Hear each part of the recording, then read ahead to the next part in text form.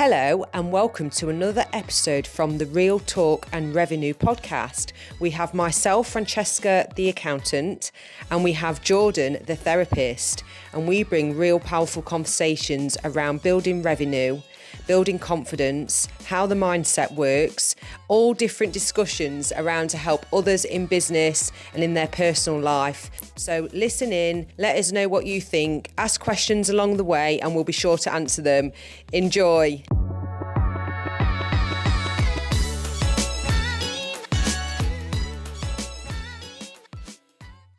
Another week. Your hair looks nice. Thank you. Straightened it. Yeah. Well, I've started blow drying it again after I've washed it. What, with a brush? No. Literally just drying it. Yeah, and that makes it more... Well, no, it stops it from being greasy. Because I don't know about you, if I let my hair air dry, it seems to be like... Sometimes it's fine, but it will get greasier quicker. Yeah. And sometimes if I air dry it, it just feels like not very nice. Mm-hmm. And like before I had Hallie, I'd blow dry it every time I washed it, like just to stop that from happening. And then obviously I got out of the habit and I'd have my shower and let it air dry while I was like doing jobs and stuff. I know what you mean. When you air dry it, which I've done a lot more recently. Yeah.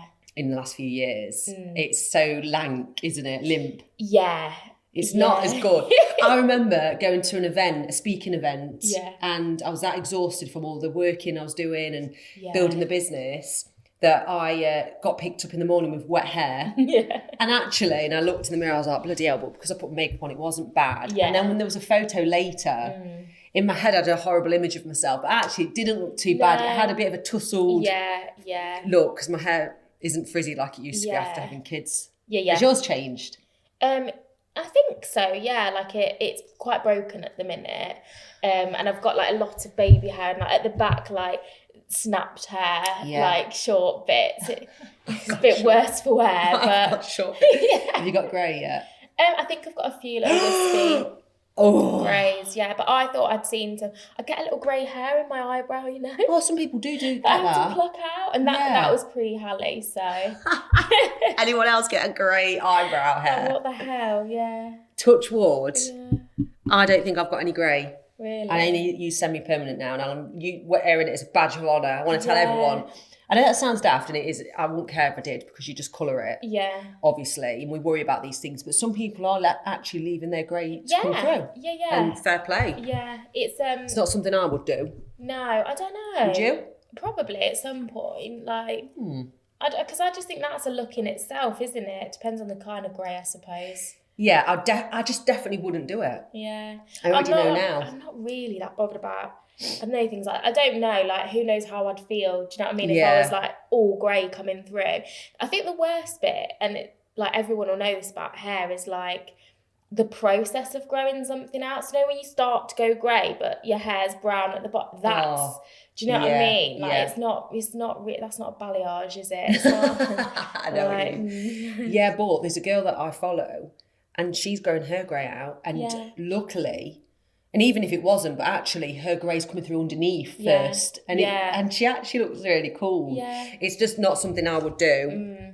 I don't think even, I know it's not about what Steve wants, but I know you'd be like, get your hair coloured, love. I know he would, because it does, but that's, I don't know. But I feel like, well, what about men? It's not the same for men.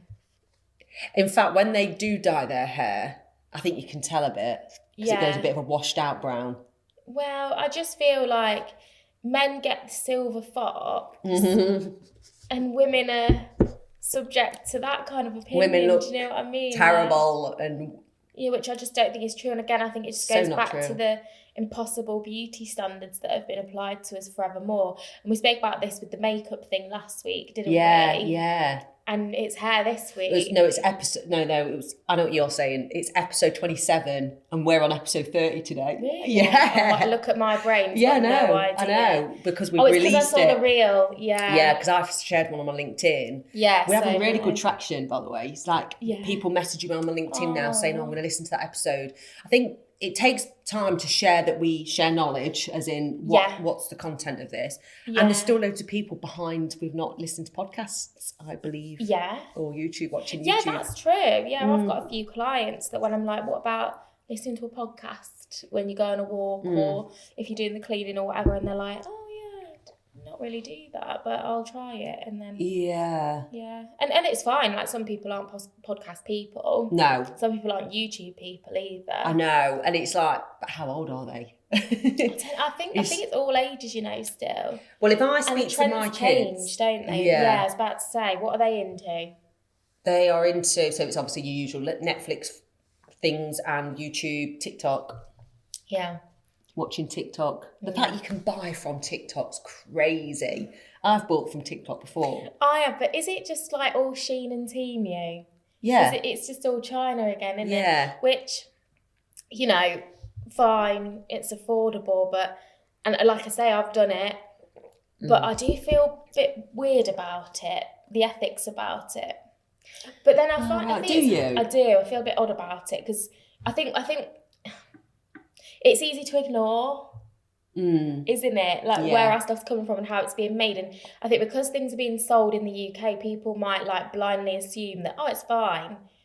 But I get what you're saying. Do you know what I mean? It's really hard. But then if you look in it's easy to ignore though. It is easy to ignore. But if you look in the labels of, you know, like, I don't want to admit like incorrectly. Yeah, go on. But what are you going to come like, I know some of the high street shops and some of the shops like we commonly shop from here. Yeah. Their stuff's sourced from China.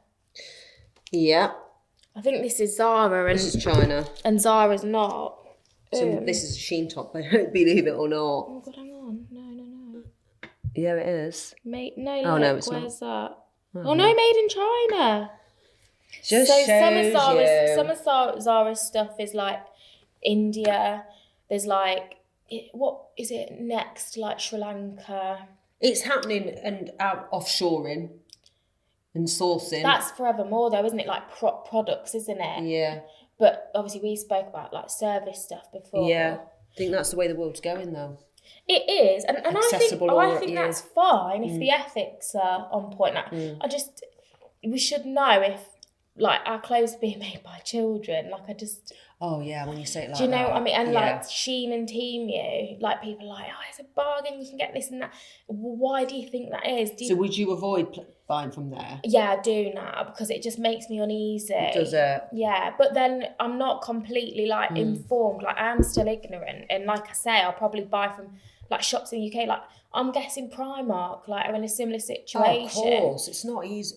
But because you can go to the shop and buy it here. I mean, there are a lot of people, they don't think about the ethics, and a lot of people don't have the luxury, you know, of thinking about ethics as well. You know, if you're on a tight budget. Yeah, true. You've got to go for where you can afford. Yeah. What about, oh my God, that's just, I hate it when that happens. I had something I was really going to say and it's wiped away. Oh my freaking God. That happens to me all the time now. I hate that. Was it last week when I was talking about not being cognitively sharp anymore? I have more of those moments. Right, Primark. We're talking about cheap. Ethics, child labour. Oh no, what's big, and it is probably going to get bigger, is a lot of people are renting clothes.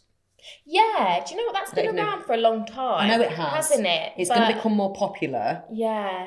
And you know, in a way, I'm for that, because especially if you're a person that is kind of like single-use fashion or fast fashion, because you want to have looks, and you know, like I am a throwaway fashion. Yeah, but like when I used to go out a lot back in the day, the thought of having to wear something twice on the back. Oh, it was undescribable. Like horror, like how embarrassing. Like people have noticed.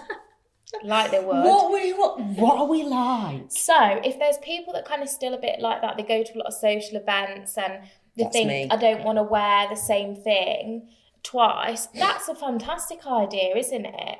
Like, especially if you want to wear some high-end stuff, like rent it, send it back, because you know you're not going to wear it for at least another 6 months. You don't want to reuse, or you're not going to go to like a social event again. That would serve me well if I was going to a wedding or something, because I don't wear.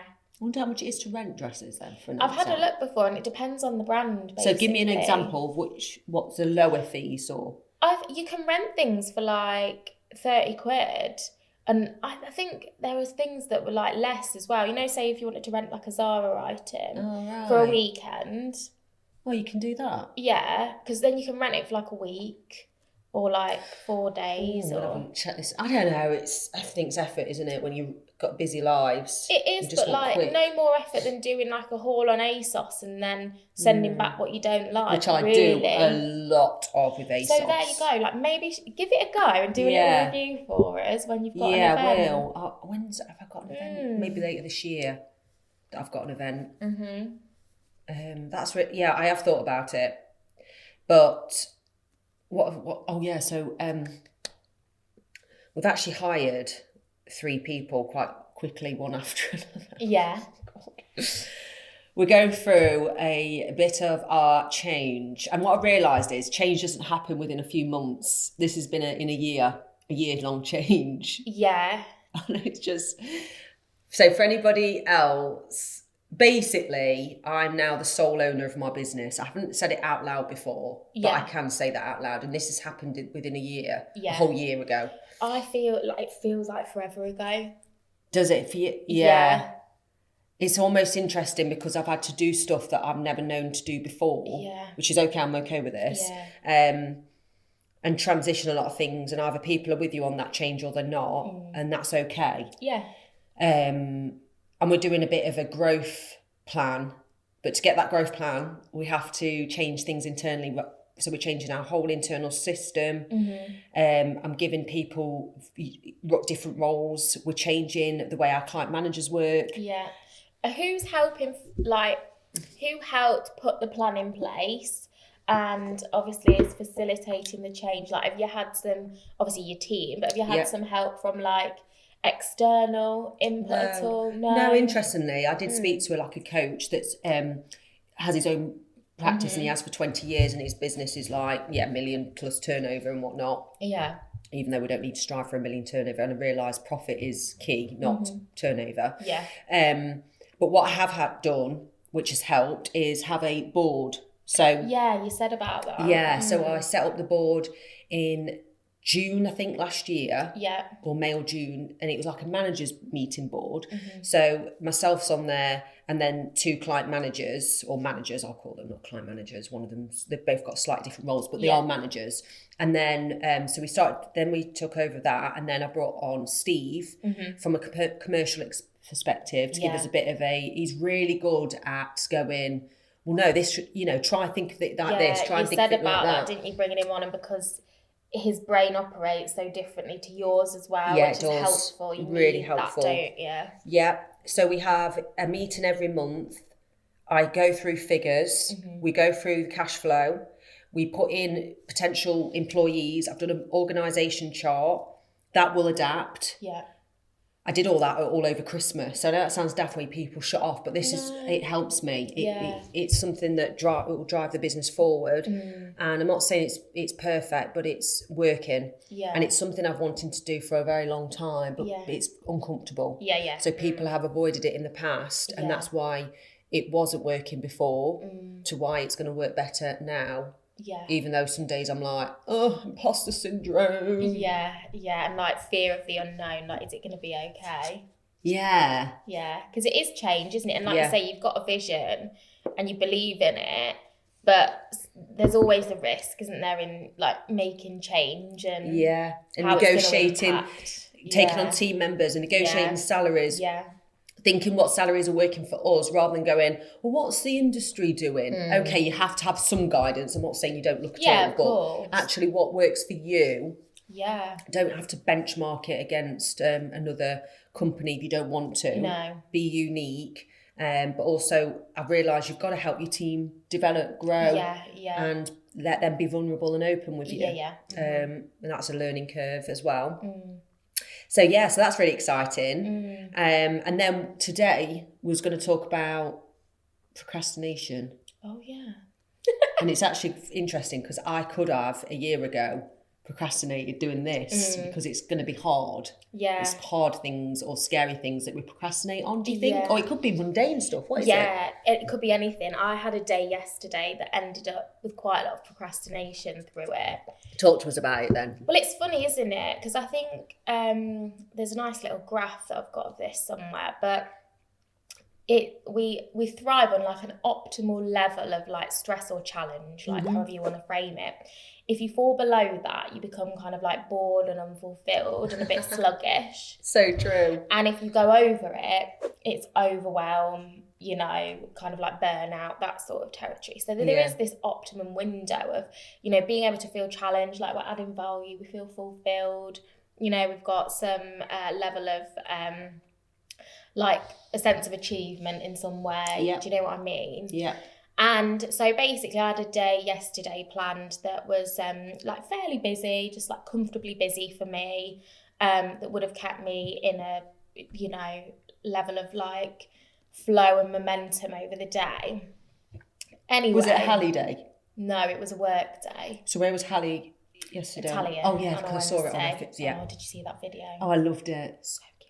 Oh, I thought you were going to say I was not happy with that or something being shared. So cute. Oh, you're like, she was cute. Amazing. Yeah. So cute. I don't mind anything like that. But basically, at the beginning of the day, so I had a client 9 till 10. That was fine. I was meant to have, I was supervising 10 till 11:30. And then a client 11:45 to 12:45, and then a client 1 till 2. So it was quite condensed. Yeah. But like sort of like not an early finish because then I'd have to do my admin and stuff. But back to back. Yeah, back to back. So then at the end of my first session, my supervisee basically messaged to say like, had a really busy day on duty, which means that you have to deal with emergency things that come through, like it works in a different type of a team. Can we reschedule? So I was like, yeah, no problem. So that's 90 minutes gone. And that was at 11? That was from 10 o'clock right. till 11:30. And what time did they message you? First thing, but I just not caught it until I then, you know, checked my phone afterwards. Yeah. Then my 11:45 had emailed and there was some mix-up anyway. So she couldn't attend that. We needed to reschedule the time. She couldn't do the later time I offered, so it was into next week. So then I had this big gap before, like from 10 till 1. Oh. So my brain's like, oh, I could do so much with this 3 hours that I've got. Yeah. I could like work on some marketing stuff. Yeah, brilliant. I could sort my whole life out in this 3 hours. Yeah, and then what? I could, what was the other thing? So you was a bit excitable over this? Yeah, because all of a sudden I've got this time that I didn't realise I hadn't. So, and this is very, very common of me in my brain. Yeah. I'm presented with time. Yeah. There's not necessarily a plan for it. Mm-hmm. So then I have big ideas and then I don't end up doing anything because I can't decide what to do. Wow. So, anyway, I was starving because I hadn't had breakfast, so that didn't help. Yeah. So I thought, well, first of all, I'll put myself downstairs and get some food. Anyway, we'd run out of tea bags. My granddad was due to drop the dog off. I wasn't meant to see him because I'd have been working. So I thought, well, I'll best nip and get some tea bags from the shop so I can have a cup of tea, and so that when granddad comes, he can have a cup of tea. Run out. So I went to the shop, got my tea bags, then... Oh my God, you're making stuff up. What? That's what you're doing. You're like... Well, yeah. You're avoiding. That's procrastinating. That's exactly... Yeah, I get it. Yeah. And anyway... So go on then. So you went to the shop, took your time. You're going to laugh your head off. Go on. This. Now listen, because... No, I'm not having it. Carry on. And then I just started doing jobs that I haven't had time to do. Like what then? In the house. House jobs. All of a sudden you'd like to clean the toilet, probably. Yes, I cleaned out my Hoover. You procrastinated on... Yeah, of course I was procrastinating on quick wins. Yeah. To be fair, and they do feel good, don't they? I felt... Cleaning that Hoover, honestly, it's not been clean for like over a year. Did you feel good? I felt amazing. Honestly, I was like... It's done. It's these little house jobs that I see them every day. And they just evade me. Clean your Hoover, kids. That's our advice, and you'll feel amazing. They just evade me because they're not a priority. Do you know what I mean? Yeah. So it was absolute procrastination at its finest. Yeah.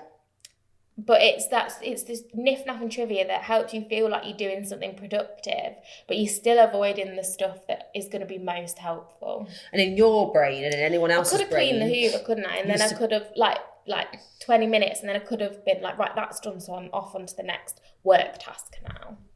But at the same time, you wasn't meant to have these 3 hours, so probably you're justifying yourself with... I know, but it's hard, isn't it? Because in my mind, and again, it's like, where's the balance? What's like toxic productivity and what is just kind of like capitalising on a bit of extra time you've got and making use of it?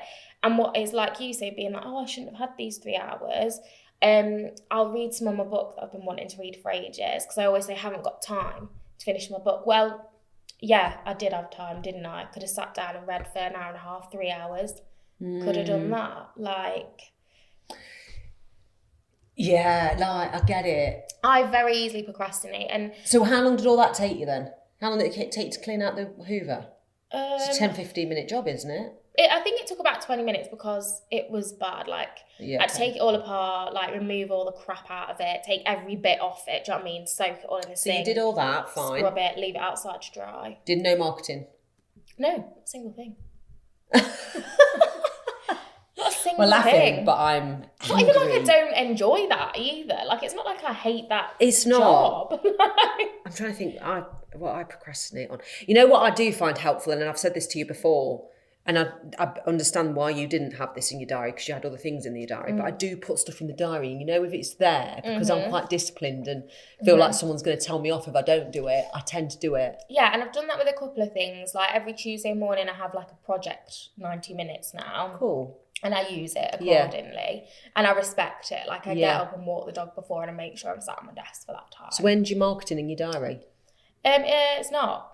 It's not at the minute. Yeah, I get it. I've got some help with it now. All right.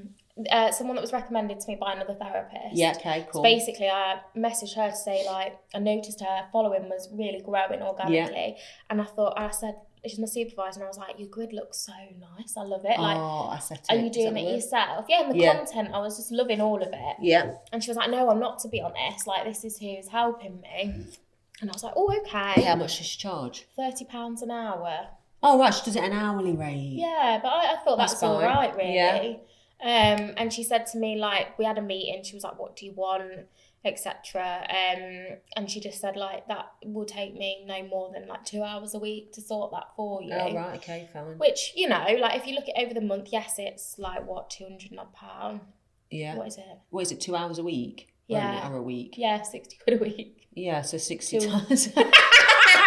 240 a month. Yeah. God's sake, the pressure. I'm like, let me just get my calculator. Yeah, 240 a month-ish. Yeah. For how many posts do you think a week? 3. Perfect. Brilliant. Honestly.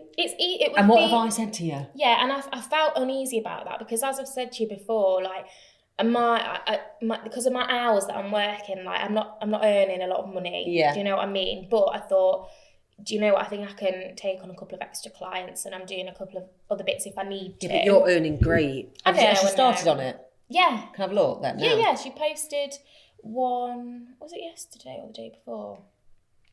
Oh, hang on a minute. You did have a post, and I was like, oh. The motherhood one. Yeah. But I really like the way she works as well. Like, for anyone that's a therapist, or she's called the Healer Helper. Oh, why can't we see any of you like? Why is it saying on others? Or is that how you set it up? Oh, I haven't. She might have done that, you know. Maybe. Has she gone into your Instagram herself? Yeah. I don't get that, where you take away the likes, showing the likes, because you haven't. Look at this one. Do you see what I mean? I don't mind. Yeah, I don't mind about that. I will ask about it, to be fair. But, like, she sent me a content planner straight away, and she was asking me about the aesthetic. To be fair, we discussed that post, and I said... at first I thought, is that... No, it's not. Yeah, for me, I was like, oh, I love the content of that post. She sent me through some of the other ones she'd done as well. I said, the aesthetic of it isn't my favourite of the ones you've done. I said, but I'm still happy for it to be posted, because she said, like, it'll take me a little while just to get familiar with your brand voice and what you like and stuff. And I was like, yeah, that's fine. So I'm really excited about that. I'm so pleased for you. And it's given me like a renewed energy. It's nice to be like collaborating with someone else and like sharing my vision and them helping me bring it to life. Do you still want all the podcasts on here then? Well, we were talking about this and she said she might put some of them in just into the reels bit. I didn't even know you could do that or how to do it. Yeah, so it comes off your grid. Yeah. And I said, yeah, that might be helpful because I think some other posts are going to get lost. Yeah, they will. But I still want maybe like one a week of the podcast in there, like a reel. Yes. Do you know what I mean? Yeah, no, I get that because I thought about that with my own personal. Yeah. There's a lot into it and then I'm getting collaborating with Harriet's workouts. Yeah. Collaborating's great on Instagram and there's loads to learn all the time. I'm really pleased that you're going for it because I've been saying it for ages. So anyway, you know, that did like give me a bit more permission to procrastinate because I have help, like outsource, I've got help from. Yeah, and also we can't beat ourselves up. I like feeling productive all the time. But I think that is a bit of toxic productivity, like a bit of hustle culture. Yeah, like, do you know what I mean? Even at weekend, what can I do? Though saying that, this weekend, Saturday, I've done a few things that's caused me, not worry, but a bit of like change coming. Yeah. And it was finished on Friday. I did a meeting in London, a bit scary, but with a new client, absolutely went fine. Yeah. But and I had to travel and make sure I get there okay. I know, we spoke about that, didn't we? About the travelling and being out of your usual sort of comfort zone in terms of like geography.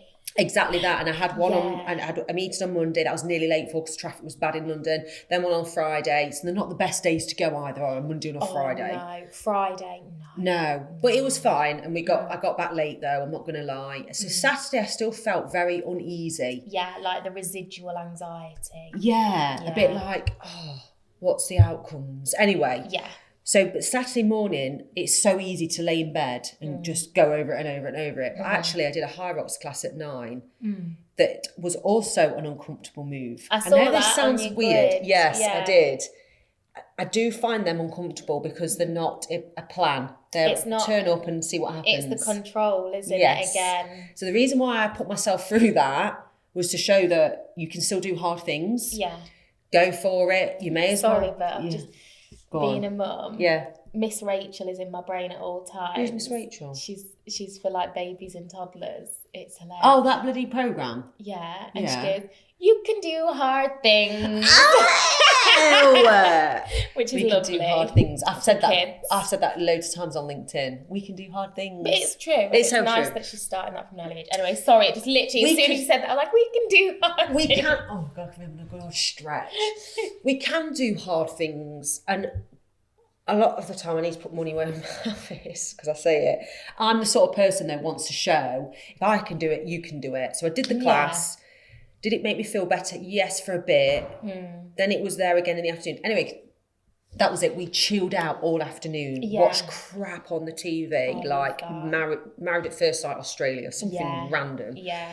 Which was fine. So we did that. So we didn't really do much. But then Sunday I was like, right, Steve. I did some work, but I wanted Steve. Right, This is Steve. what we're gonna be doing. Yeah, I was like, right, we're gonna go to Collingham and go to Beyond Coffee Collingham and have breakfast there. So we did that. Then we had a walk around Collingham because that's where his mum and dad used to live. Yeah. That was really nice. Then we went back home so I could finish some work off for an hour. Then we went back out again to Stapleford Woods. Yeah. And had a walk around there. So random. But I needed that. It was such a simple day. Oh, they're the best things though. Just doing nice things like, without it being in my diary. That's an ideal Sunday, that is. It was. Yeah. So it is hard because it's like speaking events that I've got coming up, going to events, board meetings. It's a lot going on. Yeah. Another thing I've done. So when you search up stuff comes in your sponsored ads and all this, it's in your face. It's actually really annoying at times. Yeah. And then there's something coming up about your vagus nerve. Oh, yeah. So I downloaded Leaply. Okay. Which has cost me $29.99 for a month. Yeah. To read about some techniques. So what I've noticed, I avoid, because I used to like reading books. Yeah. But the thought of reading a book in silence bothers me at the minute. Yeah. Because it's silence and... You need to try it. Yeah, well, I used to be able to do it not that long ago. So you need to try it because it'll be the anticipation again. Like, no, can't do that. And I bet it would be because you can't like multitask as well. And I feel like I can multitask really well on my laptop. Yeah, but work-wise. But reading is one of the few things that you cannot multitask with. Oh, right. Oh, so you're saying because I can't multitask, as in I want to be doing? Yeah. Yeah, no. So you're probably like, oh, I can't. No, I'm not doing that. I do that. Yeah, because you can't do a 3, 4 things at once. Yeah. Reading, I've been avoiding. So Leaply's where you sit and be calm in your own surroundings. Yeah. Mm-hmm. So I've tried a few things because I can get into fight or flight on a few things that scare me. Mm. So I was trying to figure ways to like do my own calm. So I just find it really difficult to be your own. EFT is quite good. Yeah. Is that the tapping and all? The tapping, yeah. It's not something I know loads about, but I don't know loads about that. I started reading a book about it and I love it. The reason I love it as well is because it's like accessible to anyone. Like you don't have to see a therapist. Like you can self-administer, and once you've learnt the technique, like it works. You've got it. Like it's not a big marketing ploy. Do you know what I mean? And like, you know, as much as I love the therapies I'm trained in, like EMDR is absolutely amazing. I love it. You can't and shouldn't self-administer that. And not everyone can pay for private therapy. No. The NHS isn't very accessible anymore. No. So I really like things that offer anyone a solution or like something that's helpful. Do you know what I mean? Yeah, 100%. So I think EFT is good for that. And I also think the reason why I'm looking into these things is because I'm really pushing my boundaries, probably even more so than what I was 6 years ago. Yeah. And you also got to think about your own well-being. Yeah. Even though I felt like I have always thought about it. So I've never got burnt out. It's all, I don't know if I have. I don't know. It's not something that I can't get out of bed. I've always been able to get out of bed. I've always been able to do things. But I also know when I'm overwhelmed. Yeah. And I'm just trying to think of different ways, and I'm intrigued by it all. Yeah. But you know what I've noticed as well? I've slowed down, as in, you know, when I used to get up at 6 and get to the gym. Yeah. I do my gym in the day now at lunch. Well, you purposely made that transition, didn't you, to try something? Because I get up at 6 every morning. Yeah. But I like to sit with a coffee and digest stuff. Yeah, I think it's nice to have like a slower start to the day and just like a bit of quiet and a bit of like enjoyment. Yeah, but I used to, honestly, but then I feel like I've lost a bit of that energy in the morning. Mm-hmm. Probably just because of what you're used to. And I think as well, like you've got to find what works for you and your body. But sometimes I feel like we do what we think we should and then that just becomes habit. So do you know what I mean? But I did used to enjoy rushing about, but I used to be so... You know, if I rushed about in the morning, I did that much that by 9:30 I'm getting onto a meeting like, whew. I feel like it's lunchtime. Yeah. I used to do that when I rush. once went to the gym.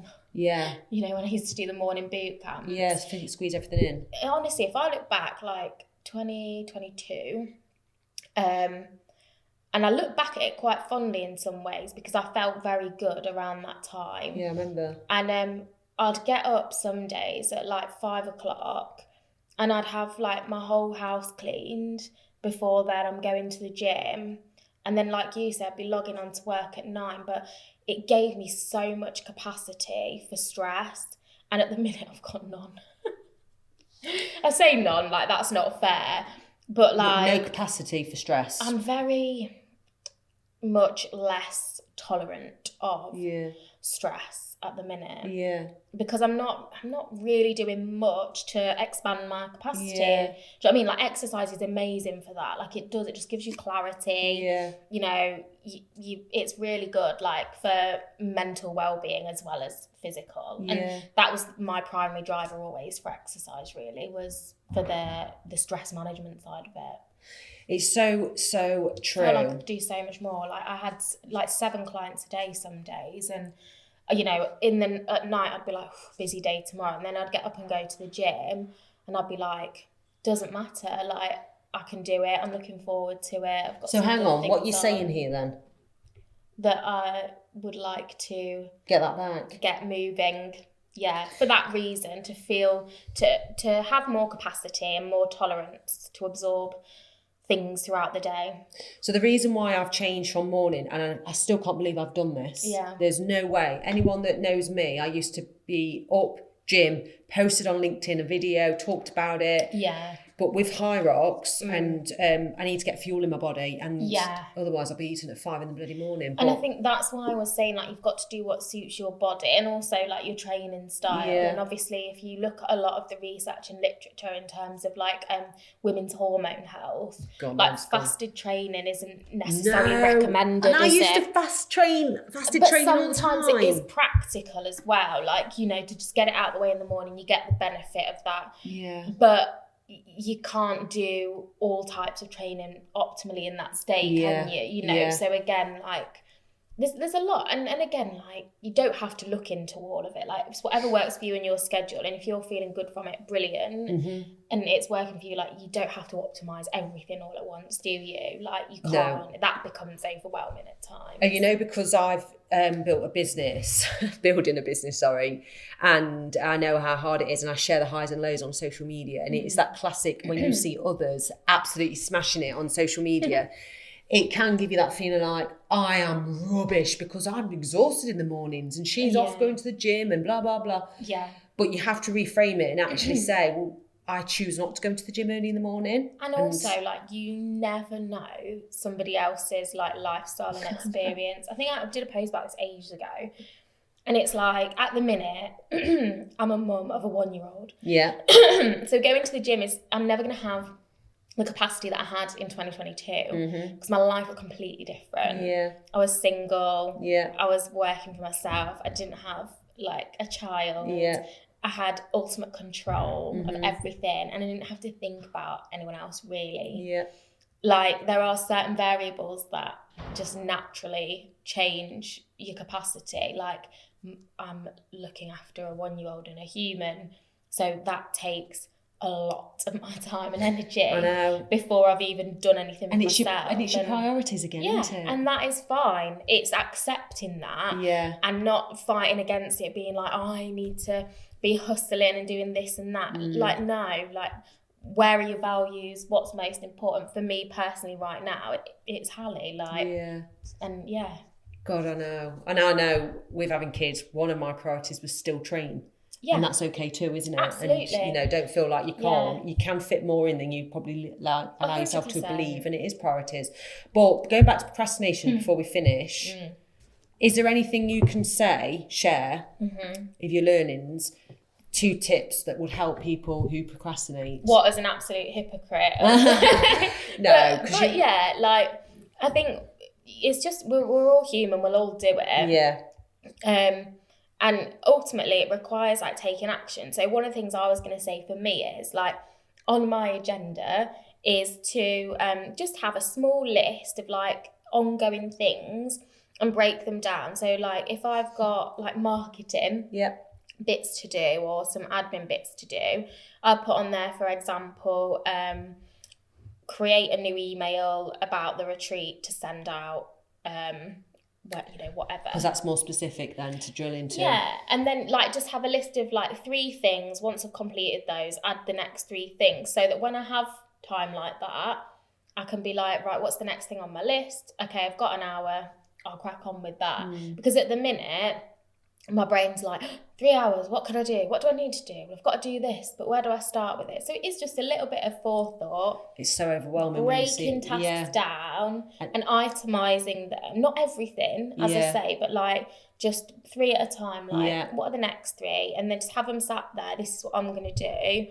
So that then when time comes available, even if I want to go and have my breakfast in a break and then I come back, I've got half an hour, I can be like, okay, half an hour, you know, I'll do this. Because also it helps contain your workday as well if you want to. So if I can do it in those hours, I'm not then thinking, oh, like, I want to try and get something done in Hallie's nap. Like, that's fine, but I have got enough time in the week if I do work a bit smarter. Yeah, it's always about working smarter. Get a bit more done and enjoy the days off and things like that. So I to think about the outstanding tasks. Yes, and another thing to add on, break it in smaller tasks, but also chunking. Don't actually give yourself a time frame. So exactly 20 minutes, 30 minutes, do you think? And then go and then turn off your distractions. Yeah.